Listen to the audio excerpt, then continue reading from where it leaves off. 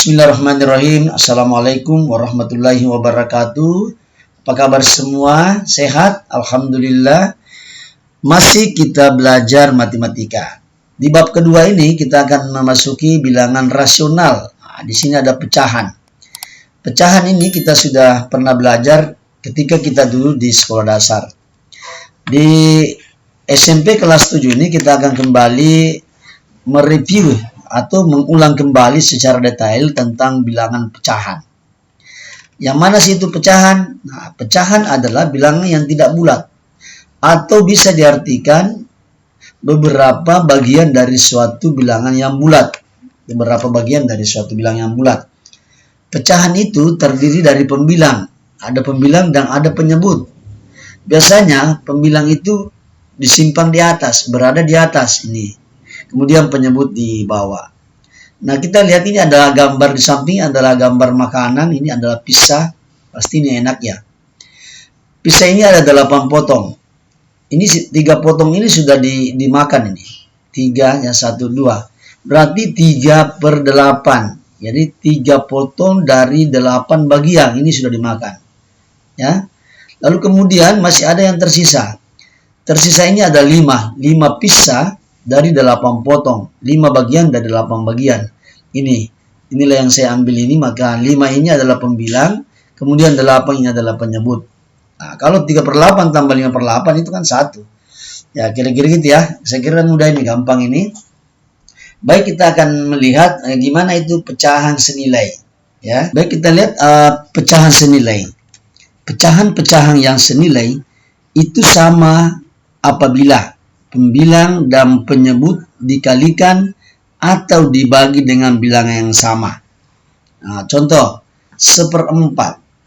Kita mau mencari 1/4 senilai dengan yang mana? Tentu 1 ya, 1 ini saya kali 2. 1 kali 2, tentu di bawah juga 4 kali 2. 1 kali 2 adalah 2, 4 dikali 2 adalah 8. Maka 1/4 itu sama senilai dengan 2/8. Oke, gampang ya. Nah, bisa juga contoh lain. 2/5 senilai dengan 2 kali 2. Pembilangnya dikali 2. Tentu penyebutnya juga harus dikali 2. 5 kali 2. 2 kali 2 adalah 4. 5 kali 2 adalah 10. Maka 2/5 sama dengan 4/10. Oke. Oke, kira-kira begitu ya. Kita lihat secara umumnya bisa kita tuliskan. Nah, ini secara umum bisa dituliskan seperti ini. A per B, ini ya, sama dengan A dikali P per B kali P. Pengalinya ini adalah P, tentu sama dengan di bawah. Oke, itu adalah bentuk umum. Nah, pecahan juga itu bisa disederhanakan. Nah, ini pecahan bisa juga disederhanakan. 5/15, ingat ada dikali, ada dibagi. Untuk menyederhanakan 5/15, maka harus dibagi. Berapa pembagi pembilangnya, sekian juga pembagi penyebutnya. Maka 5 ini bisa dibagi dengan 5/15 juga bisa dibagi dengan 5. Hasilnya adalah 5 dibagi 5 adalah 1, 15 bagi 5 adalah 3. Maka 5/15 senilai dengan 1/3. Oke, contoh lain. Misalnya sini ya, 4/6. Nah, kita bagi ya, 4 ini bisa dibagi dengan 2. 6 juga bisa dibagi dengan 2. Maka hasilnya adalah 4 dibagi 2 adalah 2, 6 dibagi 2 adalah 3. Sehingga 4/6 ini sama dengan 2/3. Kira-kira begitu ya. Ini mudah. Berapa dibagikan di atas, sekian juga dibagikan di bawah. Maka, nah sekarang kita lihat lagi, ini ada secara umum lagi. A per B itu bisa dijadikan bentuk umum. A dibagi P per B bagi P. Berapa dibagikan di atas, sekian juga dibagikan di bawah. Oke, kira-kira begitu. Ini mudah, pecahan senilai. Kita lihat ini beberapa contoh-contoh pecahan senilai. Ini ada pecahan senilai di bawah. Ada 1/2, 2/4, 3/6, 4/8. Ini semua adalah senilai dan sama nilainya dengan 1/2. Kira-kira begitu. Kita lanjut dengan bagaimana membandingkan pecahan yang satu dengan pecahan lainnya. Baik anak-anakku sekalian, kita lihat yang kedua, membandingkan pecahan. Nah, sekarang yang pertama, jika penyebutnya sama. Kalau penyebutnya sama, maka kita langsung bandingkan nilai pembilangnya. Nah, sisa kita lihat perhatikan pembilangnya. Ini penyebutnya sama, misalnya contoh ya. Baik anak-anakku sekalian, kita lihat yang kedua, membandingkan pecahan. Jika penyebutnya sama. Kalau penyebutnya sama, maka kita langsung bandingkan nilai pembilangnya. Nah, ini nilai pembilangnya. Contoh, 2/7, titik-titik 3/7. Penyebutnya sama, sisa pembilangnya kita bandingkan. 2 dengan 3 gimana? Tentu 2 itu lebih kecil dibanding 3/3. Maka 2/7 lebih kecil dibanding dengan 3/7. Nah, itu tandanya. Gampang kan? Nah, begitu pula juga bagian B. 3/9 dengan 2/9. 3 dengan 2. 3 itu besar daripada 2. Maka 3/9 lebih besar daripada 2/9. Gampang kan? Ya, ini gampang ini. Ya, insyaallah. Kita lihat lagi. Nah, gimana kalau jika pembilangnya sama? Jika pembilangnya sama, maka yang perlu dibandingkan adalah penyebutnya. Semakin besar penyebutnya, itu nilai pecahannya semakin kecil. Nah, itu. Contoh, 7/9 dengan 7/11. Ini ya, pembilangnya sama 7. Nah, ini 9 dan 11. Ya. Kuncinya semakin besar penyebutnya itu semakin kecil nilai pecahannya. Maka 7/9 itu lebih besar dibanding dengan 7/11. Ya. 9 dan 11 itu nilai penyebutnya besar. 11 maka kecil ya nilainya. 2/5 dengan 2/7. Nah, langsung saja ya. 2/5 itu lebih besar dibanding 2/7. Kira-kira begitu ya. Jadi mudah nih. Jadi tidak perlu kita menjadikan desimal, itu memakan waktu yang lama. Lihat lagi bagian ketiga. Gimana kalau jika pembilang dan penyebutnya berbeda? Nah, kalau penyebut dan pembilangnya berbeda, maka cara yang kita gunakan adalah kita kali silang. Ya. Contoh, 4/7 dengan 5/8. Nah, ini kita kali silang ya. 4 kali 8 adalah 32. Titik-titik 5 kali 7 35. Nah, 32 dan 35 mana yang besar? Tentu besar 35. Maka 32 tandanya lebih kecil dibanding 35. Kalau begitu 4/7 lebih kecil daripada 5/8. Gampang kan? Nah, 3/8 dengan 2/9. Kita kali silang lagi. 3 kali 9 adalah 27. Titik-titik 2 kali 8 adalah 16. Maka 27 besar daripada 16. Kalau begitu 3/8 lebih besar daripada 2/9. Jadi ini ya, kalau berbeda pembilang dan penyebutnya kali silang. Sebenarnya bisa tunjuk kita gunakan KPK ya. Nah, lebih bagus ya, mana kita anggap mudah itu yang kita gunakan. Baik, saya kira cukup ya. Coba kita lihat beberapa soal-soal sebagai berikut. Baik anak-anakku sekalian, kita akan membahas ya soal dan beserta pembahasannya. Nah, kita lihat ini ada soal yang mewakili semua tadi yang kita sudah pelajari di awal. Yang pertama ada Susi mempunyai 14 jeruk. Kemudian 3/7 bagiannya akan ia berikan kepada kakaknya. Berapa banyak jeruk bagian kakaknya? Langsung saja ya. Ini ada 3/7. Nah, tentu dikali dengan 14. 14 itu adalah jeruk. Maka 14 dibagi 7 adalah 2. Maka 3 kali 2 adalah 6. Maka banyak jeruk bagian kakaknya adalah 6. Ini ada 6 jeruk. Oke, mudah ya, gampang. Langsung yang bagian B. Berapa banyak sisa jeruk Susi? Nah, tentu kalau tadi kakaknya 6, maka sisanya sisa 14 dikurang 6. Nah, jawabannya adalah 8 jeruk. Jeruknya sisa jeruknya Susi. Ya. C. Nyatakan bagian sisa jeruk dalam pecahan. Sisa itu per jeruk awal. Nah, sisinya adalah sisa 8/14. Inilah sisa jeruk susi. Bisa disederhanakan masing-masing bagi 2, 4/7. Nah, gampang kan? Mudah ini. Itu yang pertama. Kemudian yang kedua. Yang kedua, tuliskan pecahan berikut. Sedikitnya sebagai 2 pecahan lain yang senilai. Nah, ini adalah A. 8/72. Nah, ini mau dicari yang senilai. Maka ini bisa disederhanakan. Ya. 8 kita bagi 2, ini sudah dipelajari tadi. 72 juga bisa dibagi 2. Nah, ini pembaginya sama ya. 8 dibagi 2 itu adalah 4. 72 dibagi 2 adalah 36. Nah, ini 1. Oke. Berikutnya, ini bisa dilanjutkan ya. Saya lanjutkan lagi nih, sederhanakan lagi.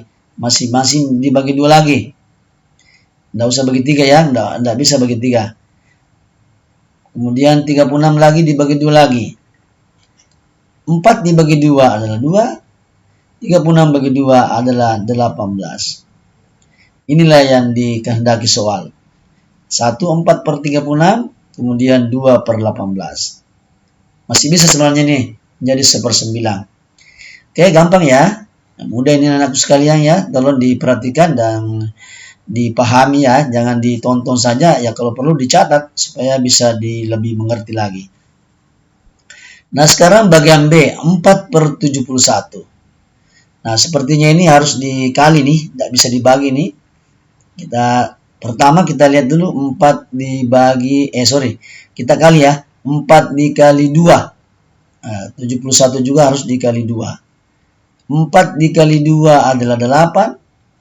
71 kali 2 adalah berapa? 2, 14, 142. Oke, mudah ya, gampang ini. Nah, ini masih bisa, ini yang pertama ya, karena diminta 2.